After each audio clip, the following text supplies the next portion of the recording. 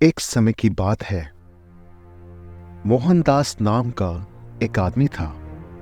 वह अपने भाग्य से बहुत निराश था और वह अपनी जन्म कुंडली दिखाने के लिए हर बड़े पंडित के पास जाता और हर बार वह अपने भाग्य को सुधारने के लिए समाधानों पर बहुत सारा पैसा खर्च करता था।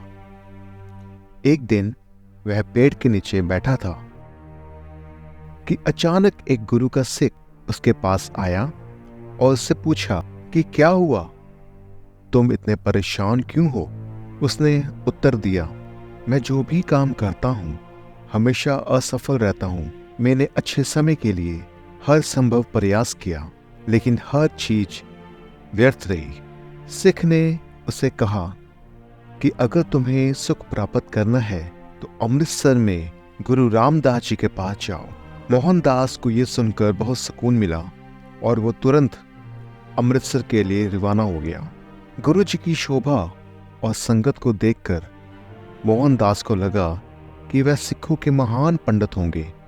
वह गुरु जी के सामने बैठा और अपनी कुंडली दिखाई, लेकिन गुरु जी ने इस पर कोई दिलचस्पी नहीं दिखाई और ना ही उसकी ओर देखा। अगले दिन भी वही हुआ।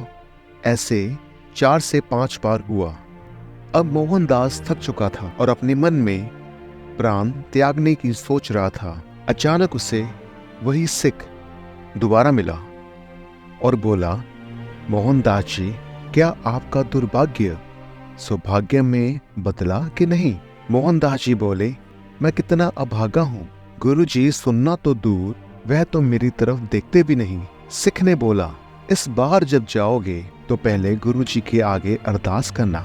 मोहनदास जी ने जाते समय अरदास की और बोला, हे नानक, मैं बहुत दूर से आया हूँ, आपके दर में खुशियाँ प्राप्त करने आया हूँ। ये बोलकर फिर से रोने लगा और हरि मंदिर की तरफ चलने लगा। इधर मोहनदास रो रहा था, उधर गुरु रामदास जी की आंखों में आंसू आ रहे थे।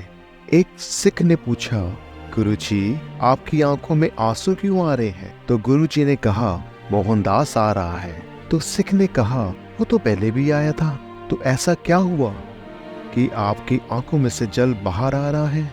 इतने में मोहनदास गुरु जी के पास पहुंच गया और माथा टेकते ही वह रोने लगा और जब तक गुरु जी ने उसे उठाया नहीं तब तक उसने अपना चेहरा नहीं उठाया।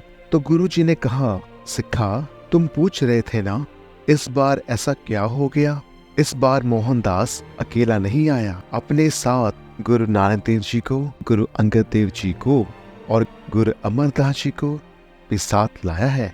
गुरु जी ने मोहनदास को उठाया, उसकी जेब में से जन्म कुंडली निकाली और फाड़ते हुए बोले, जब गुरु नानक का हुक्म हो गया है तो जन्म कुंडली या ग्रह नक्षत्र भी कुछ नहीं कर सकते।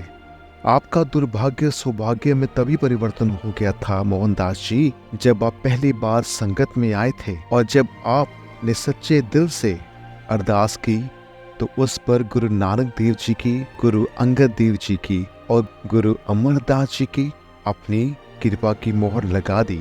अब आपके पास सिर्फ लोक के नहीं पर लोक के भी सुख आ गए हैं।